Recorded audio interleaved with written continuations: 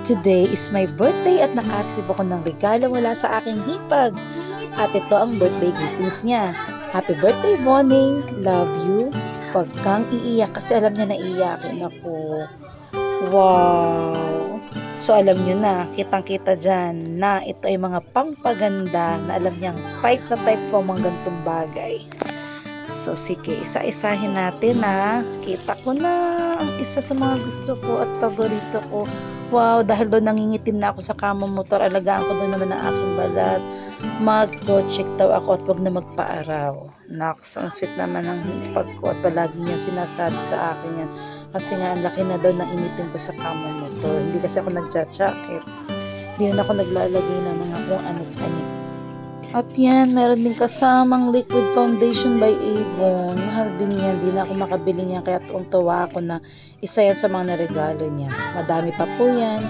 At yan, meron din eyeshadow na pwede rin daw gawing contour.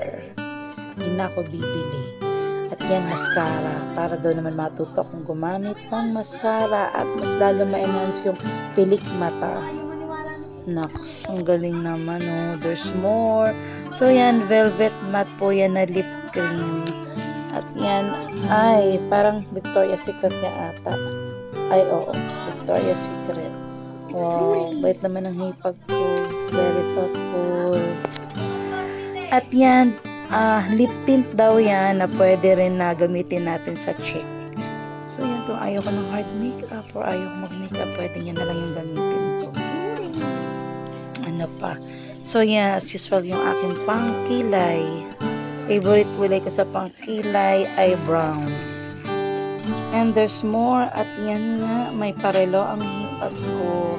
At yan po ay may kasamang bracelet. Yan.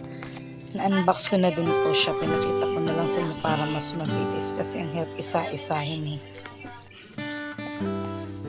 Yan, ang dami-dami ng pampaganda. Kung gaganda nga ba ako.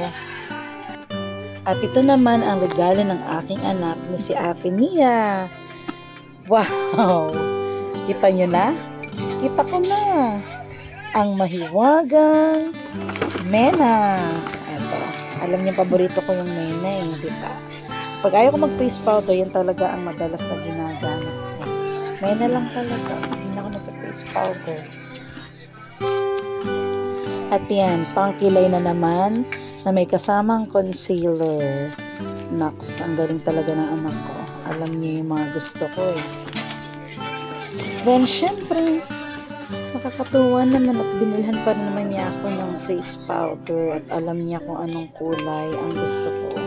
So, yan, Careline Oil Control Face Powder at ang kulay na napili niya na alam niyang gusto ko at ginagamit ko ay ang honey.